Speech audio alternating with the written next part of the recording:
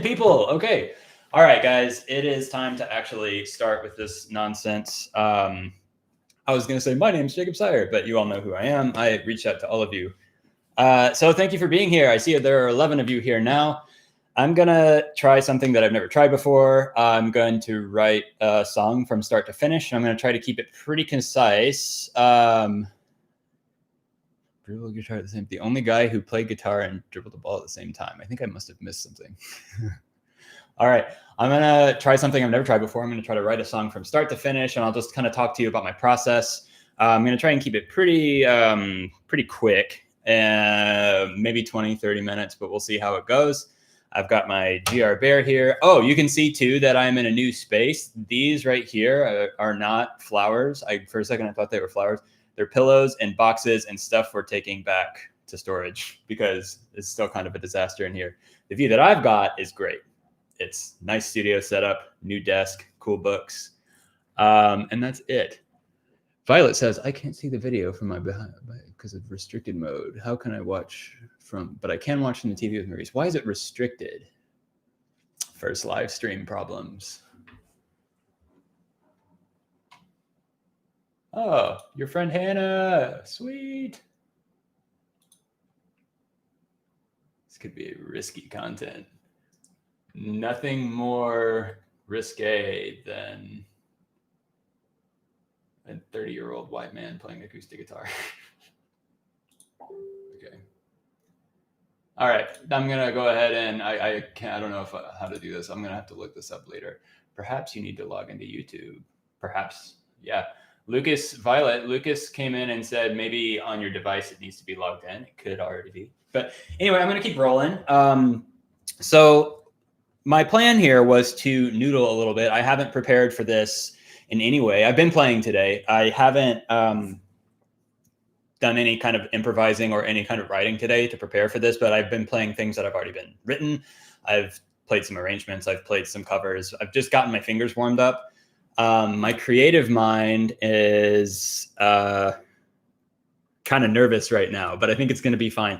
So my plan here is to improvise a little bit and kind of talk through some of the ideas that I've got rolling at once. And I'll tell you about some of the scales, some of the harmonies I'm using, some of the techniques I'm using for like arranging all of these ideas.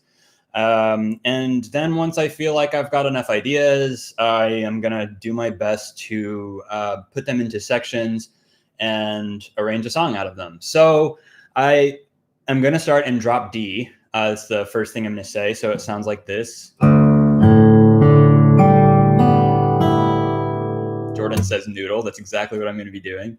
Bit of a dry noodle right now. I need to cook it down a little bit. So I got D, A, D, G, B, E. Very, very basic alternate tuning. I was thinking about going in standard, but I really like D. So I'm just going to start noodling a little bit. And as I come up with ideas that I like, I am going to kind of talk to you about it and see what I can do with that. Okay, noodling time. Uh-oh.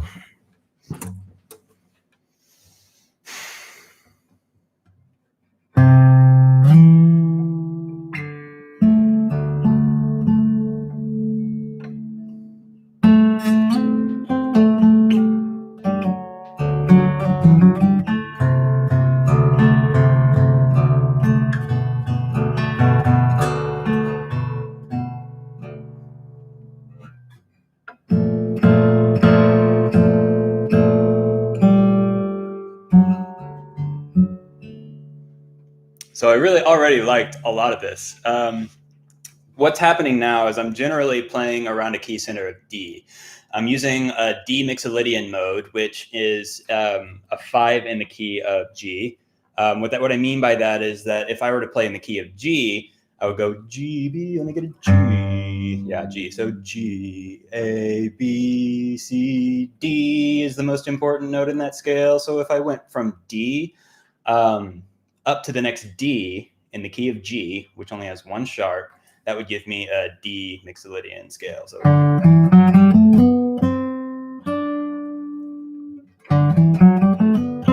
and the proper note here is C natural, which is giving me kind of a, I want to say exotic, Mixolydian has always been one of my favorite modes, but yeah, it has kind of a happy flavor with a little bit of an edge near the end, and that always has made me feel really good.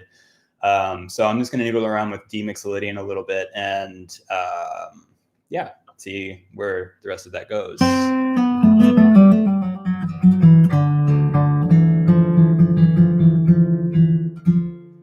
Also, kind of, you can tell, modulating in and out of a major and a minor key. So right now I'm in minor, D minor.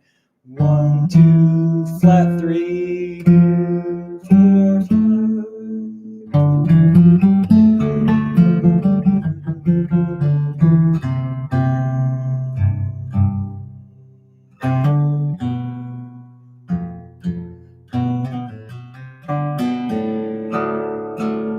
So now I'm actually hanging out in D minor, which I really like the tonality of. So I might hang out. So my two harmonic ideas right now are D Mixolydian, which technically is the key of G major, and then D minor. Now these are cool keys that actually, now that I'm thinking about it, relate pretty well. So the key of G minor, or G major, excuse me, has 1 sharp. The key of D minor has 1 flat. They're relatively far apart on the circle of, not relatively far apart, I'd say. So the middle of the circle of fifths is right here. G major would be right here. D minor would be right here. So as far as circles go, that's not so far apart. I know some of you in here aren't musicians necessarily, but so I won't talk too much about the music theory of it. But those 2 keys sound really nice together to me right now. So I'm going to keep playing with G major and D minor together. See how that feels a little bit. A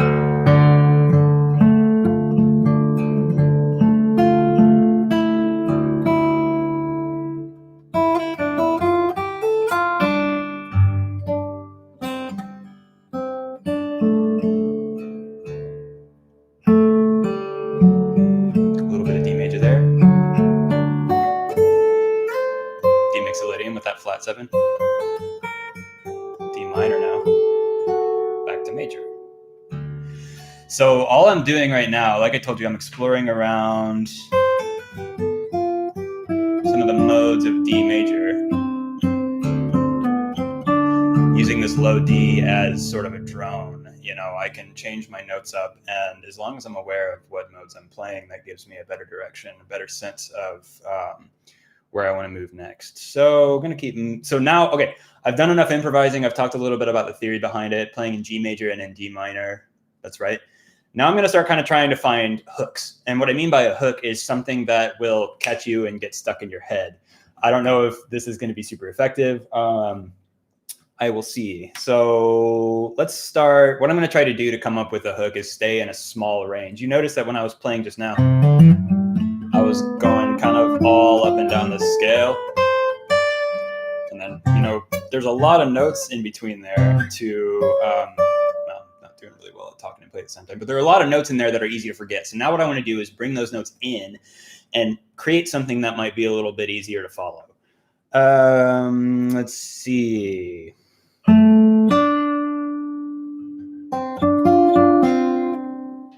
That's already a thing. So I could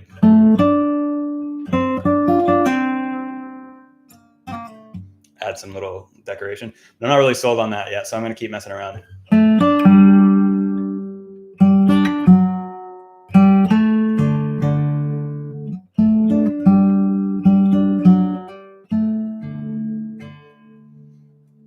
So repetition is our friend when we're songwriting. I know improvising can be hard to follow sometimes because there are a lot of notes flying at you. But if you hear repetition, that means the musician is kind of paying attention to what's happening in the music and wants to feed that to you again.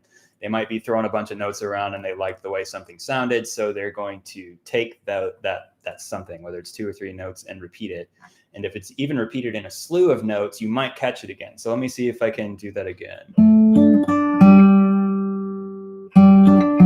That's going to be my basic idea for now. Sorry. No, it's going to start from here.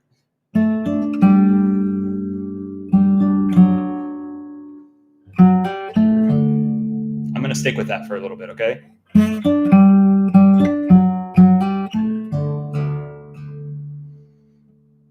Now, if I like decorated that a little bit,